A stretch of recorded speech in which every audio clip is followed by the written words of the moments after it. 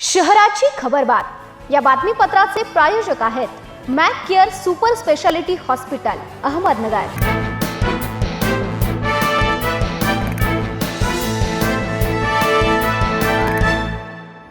प्रेक्षको नमस्कार, मी दिशा न्यूज 24 सह्याद्रीमध्ये तुमचं स्वागत। पाहूया अहिल्यानगर शहरातील महत्त्वपूर्ण बातम्यांचा आढावा शहराची खबरबातमध्ये। राज्य वस्तू व सेवा कर विभागाच्या संगणकीय प्रणालीतील कर भरणा चलनामध्ये कथितरित्या अनधिकृत फेरफार करून शासनाच्या तब्बल 3,87,11,859 रुपयांच्या महसूलला फटका दिल्याप्रकरणी तत्कालीन सहाय्यक राज्य कर आयुक्त प्रकाश लक्ष्मण चव्हाण यांच्या विरोधात भिंगार कॅम्प पोलीस ठाण्यात शुक्रवारी रात्री उशिरा गुन्हा दाखल करण्यात आला आहे। त्याला अद्याप अटक करण्यात आलेली नाही। राज्य कर उपायुक्त हेमंत लक्ष्मण गांगे यांनी याबाबत फिर्याद दिली आहे। शेअर मार्केटमध्ये गुंतवणूक करून 5 ते 15% अधिक परतावा मिळवून देण्याचे आमिष दाखवत एका कर सल्लागाराची तब्बल 1,47,80,000 रुपयांची ऑनलाईन फसवणूक केल्याचा धक्कादायक प्रकार समोर आला आहे। या प्रकरणी संबंधित व्यक्तीने सायबर पोलीस ठाण्यात दिलेल्या फिर्यादीवरून शुक्रवारी गुन्हा दाखल करण्यात आला आहे। नामांकित वाहन विक्री शोरूमची तब्बल 41 लाख रुपयांची फसवणूक करून 5 नवीन Swift Dzire tourist permit car ताब्यात घेतलेल्या दोघांना कोतवाली पोलिसांनी अटक केली असून फसवणुकीत मिळालेल्या 5ही कार जप्त करण्यात यश मिळाले आहे।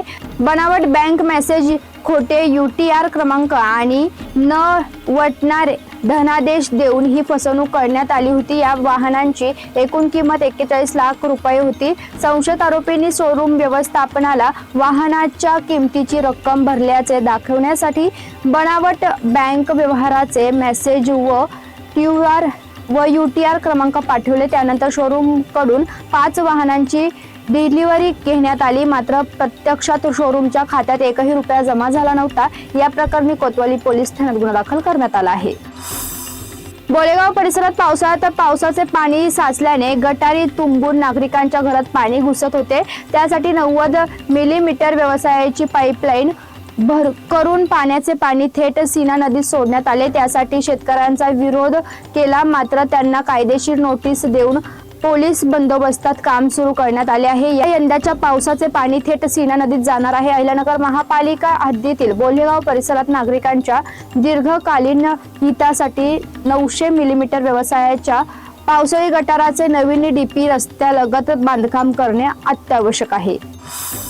जादूटोणा विरोधी कायद्याची कठोर अंमलबजावणी करणे, प्रत्येक पोलीस ठाण्यात अंधश्रद्धा निर्मूलन कक्ष करणे अशा मागण्यांसह अंधश्रद्धा दूर करण्याचा आणि भोंदू मुक्त गाव साकारण्याचा प्रकल्प महाराष्ट्र अंधश्रद्धा निर्मूलन समितीच्या वतीने शहरात काढण्यात आलेल्या बुवाबाजी विरोधी संघर्ष फेरीद्वारे शनिवारी करण्यात आला। शहरातील बडी साजन मंगल कार्यालयात महाराष्ट्र अंधश्रद्धा निर्मूलन समिती व विवेक जागर संस्थेच्या वतीने राज्यस्तरीय विस्तारित कार्यकारिणीची बैठक सुरू आहे। बैठकीच्या दुसऱ्या दिवशी शनिवारी बुवाबाजी विरोधी संघर्ष फेरी काढण्यात आली। शहराच्या खबरबातमध्ये आपण इथेच थांबतोय, मात्र तुम्ही पाहत राहा न्यूज 24 सह्याद्री।